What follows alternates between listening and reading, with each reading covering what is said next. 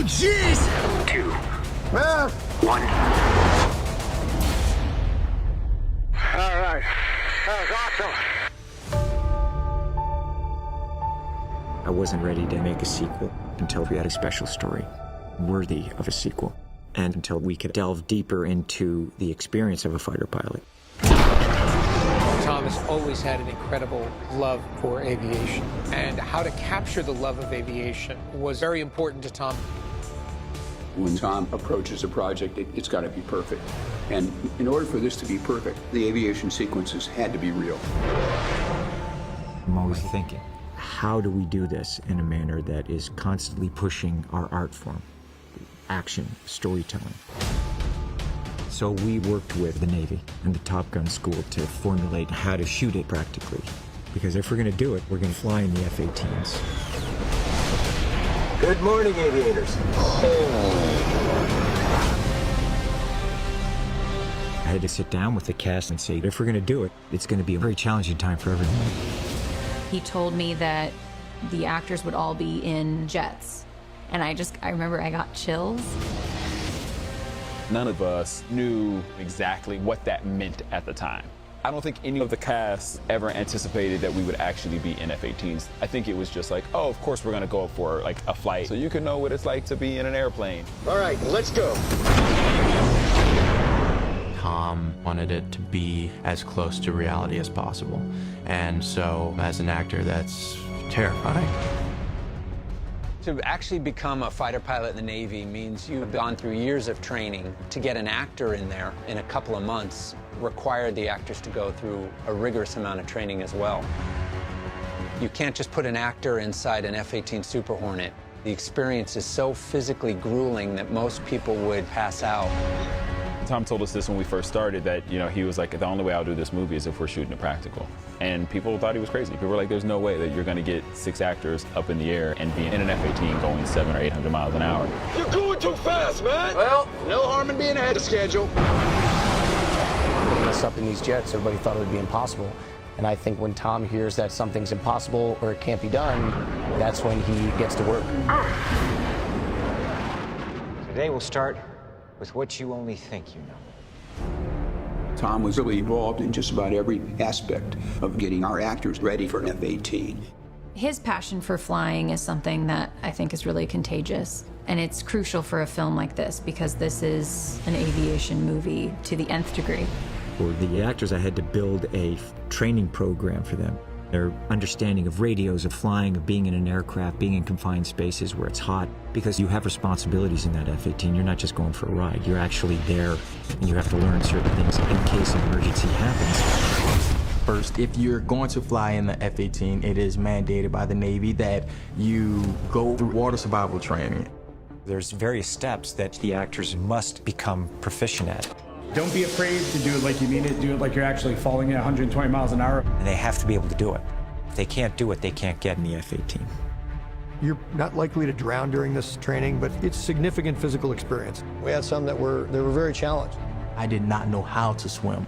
So we went through intensive swim training with some Olympic coaches. I really enjoyed the swim training, but actually going to the testing facility in Miramar was a very different thing. The water survival training was heinous. Had a little freak out. I was petrified. I was like, okay, am I gonna be able to do this? We're about to get dunked. There's all these different contraptions and things that like pull you through the water and like drop you into a tank.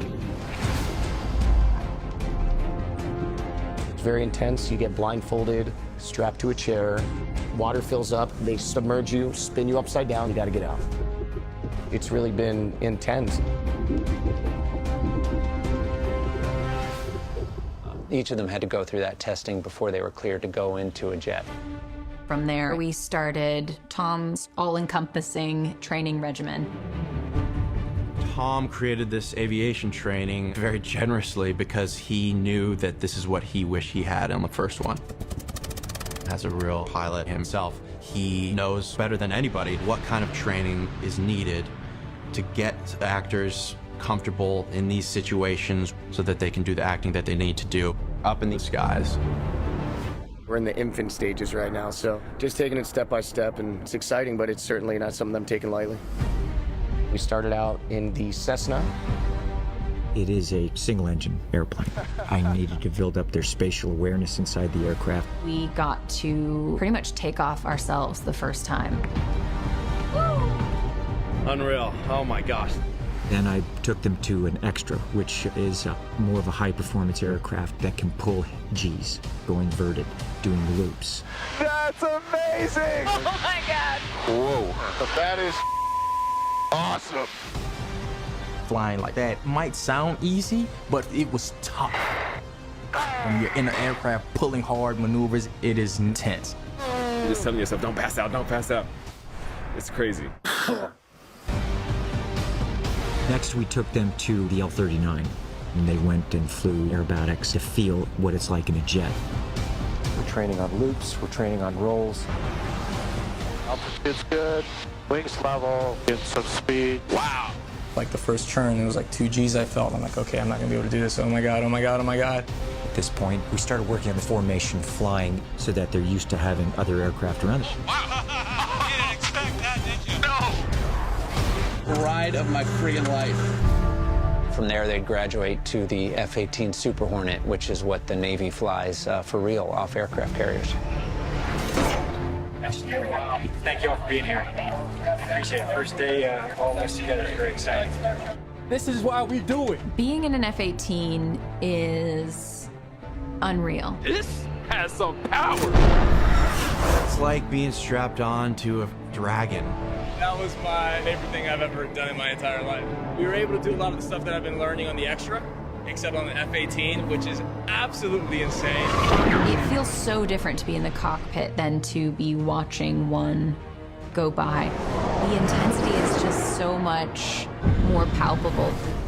And that's where we started really learning what the physical toll is. It's physically grueling being in there and pulling those G's. It's exhausting. 1 G is your body weight. So 2 Gs is 2 times your body weight. 3 Gs is 3 times your body weight. You'll be pulling up to 8 Gs in some of the maneuvers, which means 8 times the force of gravity pulling down on your body. Not only is that like 1,600 pounds of force, but it's actually pulling the blood out of your brain. In order to not pass out, you have to clench and sometimes breathe in a specific way to keep the blood in your head. That was intense. The things that we did up there, you can't fake it on a soundstage. You can't fake the G-force distorting your face. There's not too much acting going on. You're trying to not pass out, not puke. But that's the gift that Tom gave us, that by the time we got up there, we could handle it. Let's go. No turning back now. Nobody thought we'd be able to do this, for actors to really be in the jets. We're extremely lucky to have been guided through by Tom. Definitely the most amazing thing I've ever done. All the training 100% prepared us. The actors have worked hard. They did in 4 to 6 months what the average naval aviator does over the course of almost 2 years. I thought one of them would tap out. I thought for sure at least one would tap out. Nobody tapped out. I lost the bet. Flares, no, no, no! Each of the actors was up for the challenge. I'm sure a few of them were nervous, but at the same time, they were really excited.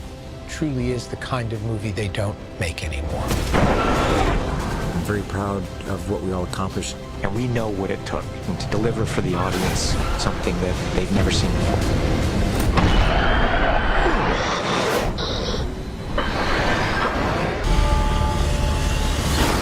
His exploits legendary.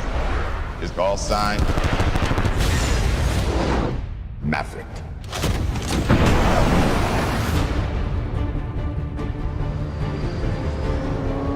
People have been asking Tom about making a sequel to Top Gun since the original film came out. And in all those years, his answer was always the same. He would do it only if the story was right. Once I was satisfied with what the story was, I said, okay, how do we now take it to the next level? How can we use the highest level of our skills to capture an audience's attention? I had spent decades studying aerial photography. I'd study camera mounts and camera angles. Just a little higher, because I have a great camera position. Because it all comes back to how do we push technology to a point where we can show what it's like for these fighter pilots and get the audience immersed in the environment in a very cinematic way. All right, let's go. Aviation film like this has never been done, and chances are will never be done again. It's very important to me that it be practical, that we actually put the camera right in there and shoot the sequences for real. That was the aim. That was always the goal. And I said, I'm not going to make this film unless we can accomplish that. Tom told me from the very start, this is going to be harder than you even think. And he was right. Getting a camera into a Navy F-18 is a lot harder than it sounds. Getting 6 cameras in there is almost impossible. We worked with the Navy for over a year to design a system that would get the angles we wanted to get, but also did it in a way that didn't interfere with any of the functions of the airplane. We had to go through all kinds of engineering, and it had to be built to specifications. Anytime we put anything in the cockpit of an F-18, we have to be very clear what impact that's going to have. If those cameras come off under G, now you have something coming back and hitting an actor or going forward and hitting the pilot, and that could be bad. So we had to make sure everything was going to stay on the airplane throughout the entire flight. The Navy basically told us what we had to do in order for it to stand up to 7.5 Gs and 550 knots. These cameras are unbelievable, groundbreaking. They're specifically built for Top Gun. The camera actually splits into 2 pieces. You can put your lens anywhere you want and have the recording far away. That allows us to put them in places that normally you would never be able to fit a motion picture camera. These aren't GoPros, you know, these are 6K IMAX quality cameras. Check this out. So the image we're getting is something that's just never been captured before. That's what I'm talking about. Besides the 6 cameras in the cockpit, we're doing air-to-air, so where you have one jet filming the other jet. The helicopter with a camera mounted on it was a very typical way to shoot air-to-air scenes. But if you're trying to keep up with a speeding fighter jet, a helicopter just isn't fast enough. We worked with the Cinejet that has a camera mounted on the nose. Without it, we could have never made this the way we did. He's got to stay close. This distance is sensational. Now we can get a shot looking right into the canopy, which has been tough to get in the past. Never before have we ever filmed an F-18 going that fast, that low. Increase speed. We got you, Mav. Don't wait for me. Also, we have ground-to-air cameras on the ground filming these jets that are coming terribly close to them. It's pretty astonishing what we were able to capture and what Tom was able to do for real.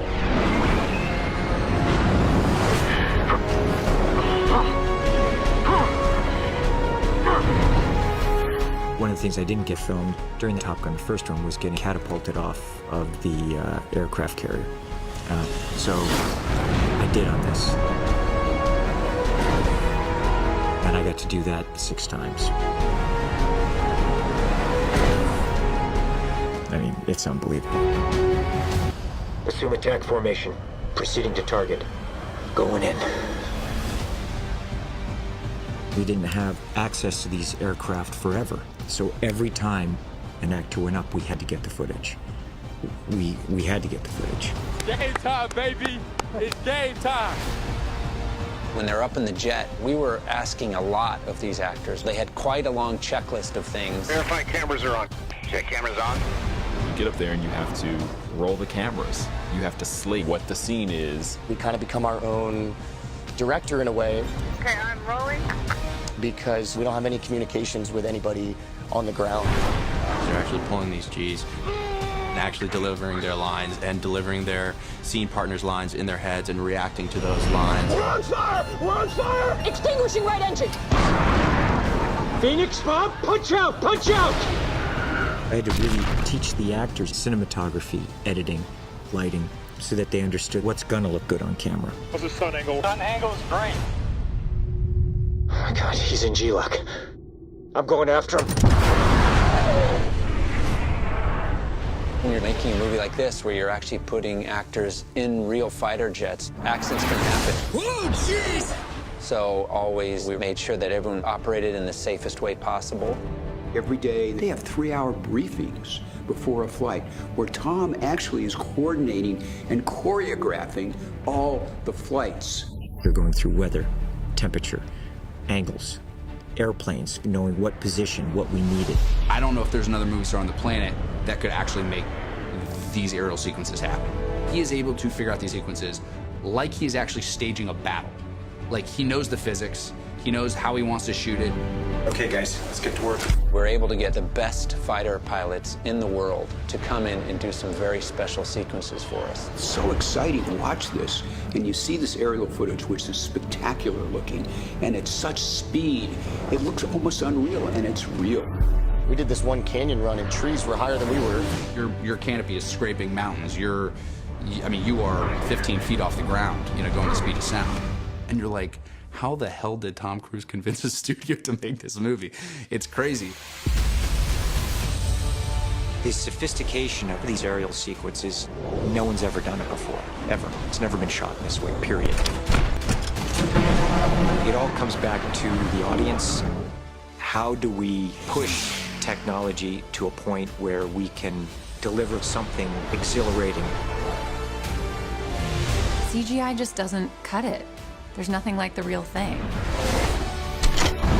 People just don't make movies like this anymore.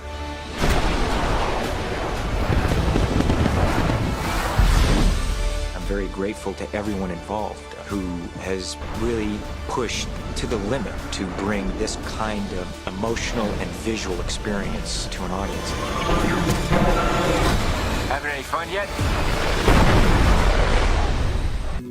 Control, this is Dark Star. How do you read? Dark Star control loud and clear. Dark Star is Joe Kosinski. What he's created was, next level. So Dark Star is conceived as a hypersonic aircraft, which means it's capable of going 10 times the speed of sound. When you see Maverick in it, you look like you're in a science fiction movie. It's so cool. One last ride. I thought how incredible it would be to partner up with Skunk Works, a division of Lockheed, and design an aircraft for Maverick to be testing at the beginning of this movie.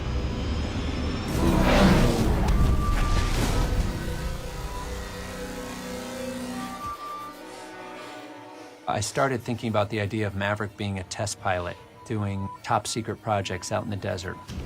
That was an idea that I had very early, and Tom loved it. The contract threshold is Mach 10, not 10.1, Mach 10. It was very important to us that Maverick still be in the Navy, and that the Navy is really the only thing he's ever known. The Navy is his family. At the same time, Maverick has been in the Navy for 30 years. It answered the question of how would someone stay in the Navy this long and remain where he is? Because what mattered most to Maverick is that he always finds a way to fly.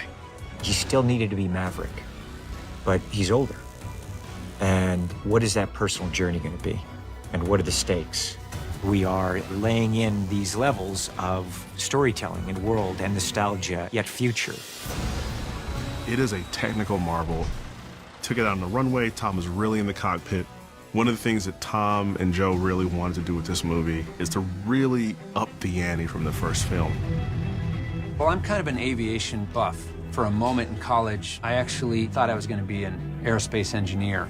So I've always loved airplanes and aircraft design. Cut, nice. Cutting. Tower, this is Dark Star. We are taxiing. It was a real dream partnership for me to take my ideas of what Dark Star could be to Lockheed, to the Skunk Works division, which is their world-famous experimental division. I've met with them and explained to them that I wanted to design an experimental aircraft, and I wanted it to be, like the rest of this film, grounded and realistic. Skunk Works is the advanced development projects for Lockheed Martin Aeronautics. We do a lot of the experimental and new projects within aeronautics. Hey guys. What's exciting to us is that the filmmakers elected to come and see us about designing for them an aircraft specifically for this script. And it was an exciting opportunity for us to actually design in the open for an outcome that would be seen by the public. Skunk Works developed the SR-71. The SR-71, also called Blackbird, is still the most advanced and most outrageous aircraft ever designed. It flies about Mach 3. Now, what we designed here is our imagination of the successor of that plane. This aircraft is designed to reach speeds of Mach 10. Well, Mach 10, let's give Mach 10. Mach 10. Mach 10 is over 7,600 miles per hour, which means you could get from Los Angeles to New York in about 19 minutes. A lot of things can happen at this speed, and to many of us, the physics of that velocity is hard to understand. Skunk Works has run our 3D models through proprietary software that tests heat signatures as it's moving through the air to get the aircraft to look like it's a believable platform to fly. Stealth is to be invisible for the enemy, so you can achieve that with various tactics. Our stealth on a plane like this is speed, which means Mach 10 is currently a velocity that is impossible to intercept with another aircraft or with any other weapon systems. For the main design, a lot of that came from Skunk Works, was really the engine design and the shape of the plane. It has an arc in it. It's just for its lift at high speeds. And it just has a massive amount of thrust. And the engines are so big just to get air traveling through it. One interesting bit is visibility. If you make a film, you obviously want to see the actor a lot. However, you cannot have a conventional cockpit on a jet like that. There hasn't been a material yet that you can look through that can take that Mach 10 heat. So if you look closer at our jet, it only has windows on the side. You cannot look straight, which is extraordinarily unusual. But we needed to make sure that certain camera angles still work for Joe and Tom.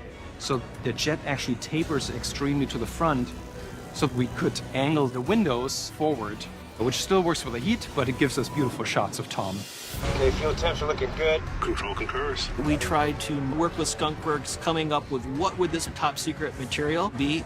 And the closest I could really get was it looks like a charcoal briquette that has been burning. And then the last thing that came in was that it would have these tiger stripes once it hits hypersonic. And it hits the shock waves as it travels over. It does this little bit of damage to it. And that's the repeated wear of what it looks like after it's flown so many times. And I think that was what really sold it, was that last touch, which made it look really neat. The really cool thing is when X-planes like our Dark Star are being developed, Skunk Works will work hand in hand with the pilot that is trained to fly this aircraft. And a lot of times the instrumentation, the cockpit is designed to fit them as they request, because it's muscle reflexes that they already developed over their long career. Tom was really specific about where he wanted the throttle, where he wanted the thruster, you know, literally everything. It was amazing. It was really good to have that input to make sure that he's happy and that our test pilots are happy. Just a little push. Pilots are extremely important in helping us make sure that we have a very effective human-machine interface to be able to operate where both are pushing the limits of what we're capable of doing. Right now we're located at the Navy base in China Lake. They've graciously loaned us this almost top secret hangar. China Lake is a secret test facility out in the desert where there are a lot of projects going on outside of the public view. And I was like, wow, that would be a great location for Dark Star. After a lot of back and forth, we ended up being able to shoot there, which is amazing because it's just a place that I know for sure you've never seen on film before. We wanted that moment in the Dark Star flight. You just feel not only command of flight, Come on! but the beauty of flight. He's the fastest man alive.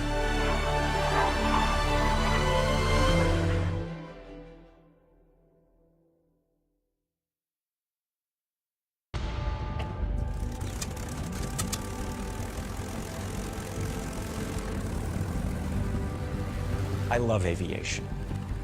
I love flying. There's a majesty to it. There's a beauty.